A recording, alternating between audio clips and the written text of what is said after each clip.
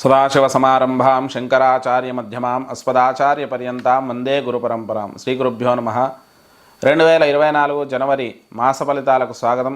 మరి విఎన్ఆర్ క్రియేషన్స్ను కొత్తగా చూస్తున్న వాళ్ళు ఈ ఛానల్ని సబ్స్క్రైబ్ చేసుకోండి, ఈ వీడియోని లైక్ చేసి షేర్ చేసి కామెంట్ చేయండి. మీ అమూల్యమైన సలహాలు సందేహాలు ఏమైనా ఉంటే కామెంట్స్ రూపంలో తెలియజేయండి.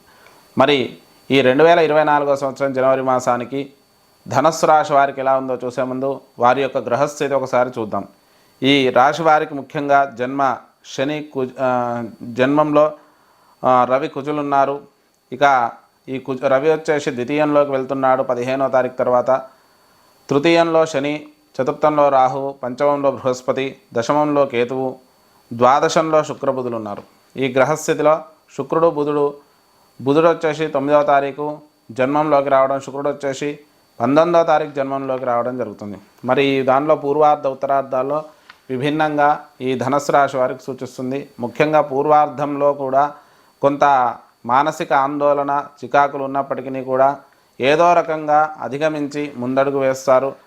ఇక కోపం అనేది ఎక్కువగా ఉంటుంది. ప్రతి విషయంలో చికాకు, కోపం వల్ల కొంత మనస్పర్ధలు తెచ్చుకునే అవకాశం ఉంది.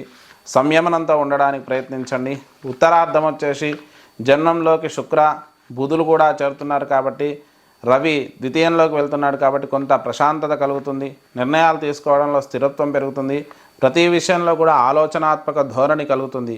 విలాసవంతమైన జీవితం వైపు కొంత ఎక్కువ దృష్టి కేంద్రీకరించే అవకాశం ఉంది. విలాసవంతమైన వస్తువులు కానీ, విలాసవంతమైనటువంటి యాత్రలు కానీ చేసే అవకాశం ఉంది. ఆర్థికపరమైన విషయాలలో మంచి అభివృద్ధికరంగా చెప్పుకోవచ్చు. పూర్వార్ధం కంటే ఉత్తరార్ధం ఆర్థికాభివృద్ధి బాగుంటుంది. దగ్గరి బంధువుల నుంచి కూడా సానుకూలత ఉంటుంది. శుభకార్యాలలో పాల్గొంటారు. స్థిరాస్తులు కలిసి వచ్చే అవకాశం ఉంది. స్థలాలు కొనడం, గృహ నిర్మాణాలు చేపట్టడం ఇవి కూడా కొంతవరకు అనుకూలించే అవకాశం మనకు సూచిస్తుంది. ఇక వాహనాలు కొనుగోలు కూడా చేసే అవకాశం ఉంది. కాకపోతే కొన్ని రకాల ఆటంకాలు, ఇబ్బందులు ప్రతి దాంట్లో కూడా కలిగే అవకాశం మనకు సూచిస్తుంది. విద్యార్థులకైతే మంచి అభివృద్ధి కాలంగా చెప్పుకోవచ్చు. ముఖ్యంగా విద్యా సంబంధమైన బీఈడీ లాంటి విద్యార్థులు చాలా విశేషంగా రాణిస్తారు. ఫ్యాకల్టీ డిపార్ట్మెంట్కి సంబంధించిన వాళ్ళు విశేషంగా రాణిస్తారు. ఇక దాంతోపాటు రక్షణ రంగాలకు సంబంధించిన వాళ్ళు కూడా విశేషంగా రాణించే అవకాశం మనకు సూచిస్తుంది. రుణాలు కొంతవరకు తీర్చే అవకాశం మనకు సూచిస్తుంది. భార్యాభర్తల మధ్య సానుకూలత ఉంటుంది. ఒకరి నుంచి ఒకరికి సహాయ సహకారాలు అందుతాయి. శుభకార్యాలలో పాల్గొంటారు. ఇక ఆరోగ్యపరంగా చూసుకున్నట్టయితే అష్టమాధిపతి అయినటువంటి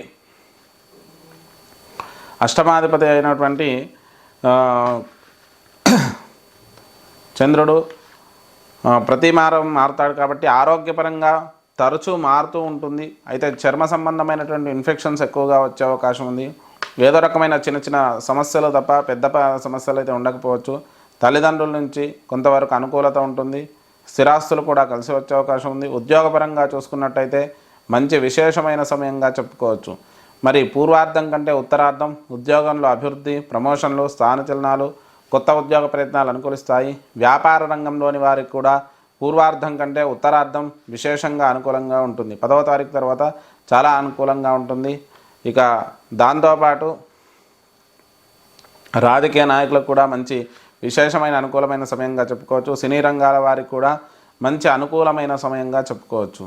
ఇక ఆకస్మిక ధనలాభాలు కూడా కలుగుతాయి.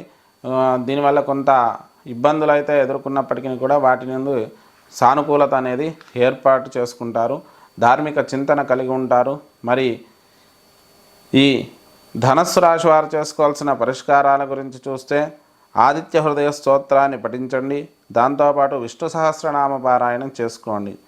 ఇక మంగళవారం రోజు సుబ్రహ్మణ్యేశ్వర స్వామికి అభిషేకం చేయించి మినుములు, ఉలువలు దానం ఇవ్వండి. దానివల్ల కొంత సానుకూలమైన వాతావరణం ఏర్పడుతుంది.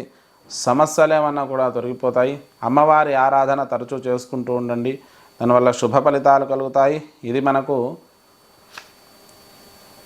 ధనస్సు రాశి యొక్క ఫలితం.